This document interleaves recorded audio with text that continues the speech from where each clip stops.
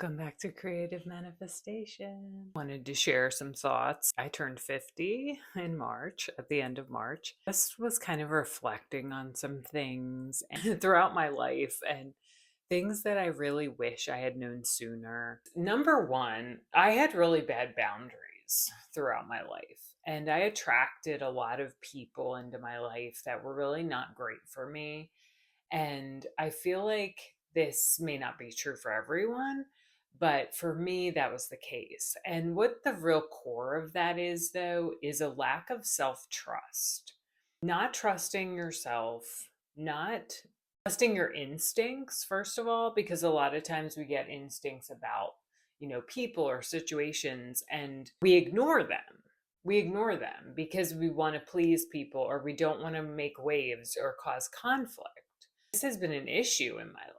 Even doing things that I didn't want to do, not saying no when I should have said no, maybe putting myself more as a priority, really feeling into what I desired for myself. I was taught that is a selfish thing to do, that you always put everyone else first. I really struggled with this in my life. And I don't know, maybe you can relate to this. I feel like a lot of women in particular struggle with these themes because we're taught to be the good girl. We're taught to caretake everybody because that's like your job, I guess, as a woman. Like we're kind of taught that. Like it's your job to be the caretaker. It's your job to hold all of that for everyone.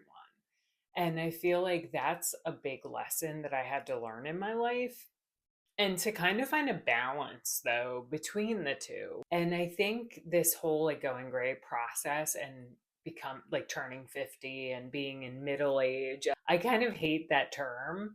I don't feel that way. And I'm sure a lot of people can relate to that. Just like feeling like you still have so much life to live. And I just wanted to kind of talk about that, like boundaries, like how important boundaries are with people and how important it is to tap into your own intuition and to trust yourself. And it's been painful and it's been really difficult. And I still have to like navigate this because I tend to want to not cause conflict and make waves. So I sometimes tend towards this like people pleasing or wanting to make everyone happy when it's at the cost of myself potentially. So I think this is a lesson for women in general that we need to trust ourselves and to do what we want to do, to say no to things. And I think sometimes eliminating things from our life is better. And I think that it's really important to know yourself and to tap into that intuition and to sense these things and to know what to look for. It's a big lesson that I've had to learn in my life. I don't know if you can relate to that, but if you can, leave a comment below because I'm curious if other people struggle with that particular issue. Another major thing is health and wellness. Taking care of our bodies, because as we get older and as we go through life, we develop issues. Wanting to care for yourself, taking care of your body is so important. And it's not about the external looks of your body necessarily, which is what is usually a big focus for us. We're kind of taught and programmed to think about. And it's not that we don't want to look good or be in shape. Like, I get that. And I want to be in shape and feel good about myself. But what I've come to realize is health is wealth. Like, really, health is wealth. Nurturing our bodies, taking care of our bodies. And that has to do with our mental health as well. Because if we are drained by other people and allow situations and people and things to drain us, that to me is the most toxic thing for our body. I mean, it is literally poison to be around toxic people that want to use you, that aren't working on themselves, or they're not taking accountability and not being a victim to circumstances. Now, I'm not saying that people don't have hard circumstances. I get that. Like, we have circumstances that can be really, really challenging. But we can become a victim to the circumstances or we can be empowered in our circumstances, or try to be at least, make attempts to empower ourselves. I want to be an empowered person. So that's like important to me. And I want to be around people that like take accountability for themselves. They take accountability for things in their life. Like even if they're not good and they're like, oh, wow, that I created this. Like, not that we create every bad thing that happens to us or negative thing, because I don't believe that we do. I think some things just happen, but I also feel like we do create a lot of things, and we have to notice and recognize when we created something that maybe isn't favorable because of our programming, because of our conditioning. I've really had to delved into these things later in my life. Like the health of our bodies, like that's another way that we have to be responsible and accountable, and to do the things we need to do to maintain our bodies and our health as much as we possibly can. Obviously, we can't always control our external world, but we can control how we react or feel inside, and that takes mastery. It really does. I mean, because it's not that easy to control our inner world a lot of times. We have to master that. That's why like yogis, they've mastered their inner world. That's the whole point of being like a yogi or meditating.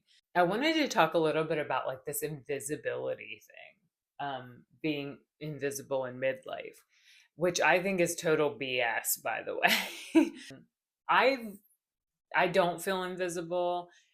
Being invisible to me doesn't really scare me that much though. Like feeling invisible, like nobody's paying attention to me. Like I don't feel afraid of that really. I need to be more okay with visibility, not like, oh, I'm comfortable being invisible, because I have been very comfortable being invisible all my life. And I had to push past that and step out of my comfort zone and be okay with being visible. And I feel like I'm doing that more in midlife, not less. I'm not like, oh, no one's paying attention to me. Like, in fact, since I've grown my gray hair out, I had a woman when we went to Savannah. I made a video about it, but I haven't posted it yet. I was editing it because it was a really cool city and I just wanted to like share some things about the city. But this woman screamed, literally not screamed, but she yelled across the street to me, I love your hair. Just, I've never had anyone yell across a street that they loved my hair. I've also had like a bunch of compliments in random places from people. And it's very strange because you think, oh, you're going gray, you're going to be invisible, no one's going to pay attention to you. But actually, it's been the opposite. And I feel like that's something that you might have happen to you where you become more visible because your hair is gray, because you're standing out, recognizing, noticing you more. And that's something I've had to get used to because I kind of feel more comfortable not being seen sometimes. So that's something interesting about the growing gray process and this whole invisibility thing. I think we become invisible when we stop living into our power, is really what happens when we give up on ourselves. Lots of women that are like midlife and totally empowered and totally visible, like people listen to them, they're respected and they're powerful.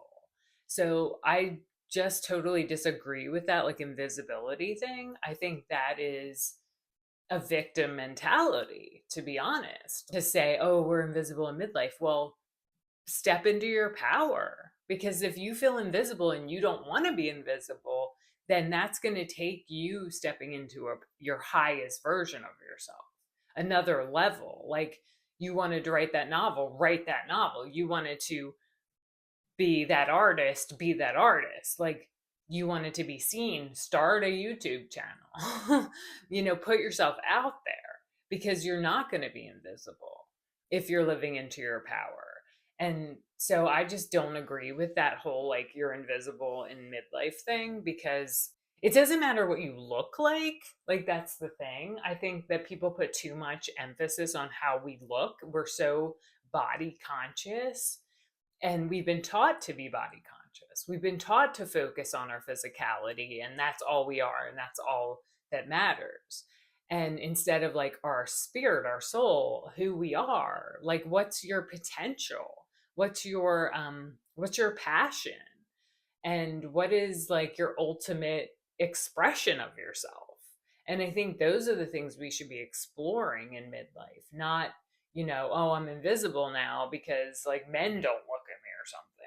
And I'm not really personally worried about that because I don't really care, honestly. That isn't a priority for me.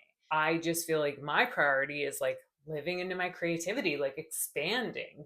What is my ultimate potential? Because right now, this is it. Like this is your chance to live into that and to, really be that ultimate version. Like, what is your passion? Who is your ultimate self that you want to be? That is within you already. Like it's part of who you are, whatever your desires are, whatever you were always called to do. Those are the things that will show you what your ultimate potential is. I just wanted to share these things today about being 50 and like some of the things that I feel like I've learned. Or what is something that you always wanted to do in your life, something that maybe you didn't allow yourself to do, and how are you taking care of yourself now? How maybe could you be taking care of yourself better now? Leave a comment below. I would love to hear your thoughts. So if you would like my free Going Gray guide, I will leave it in the description below, and I will see you in the next video.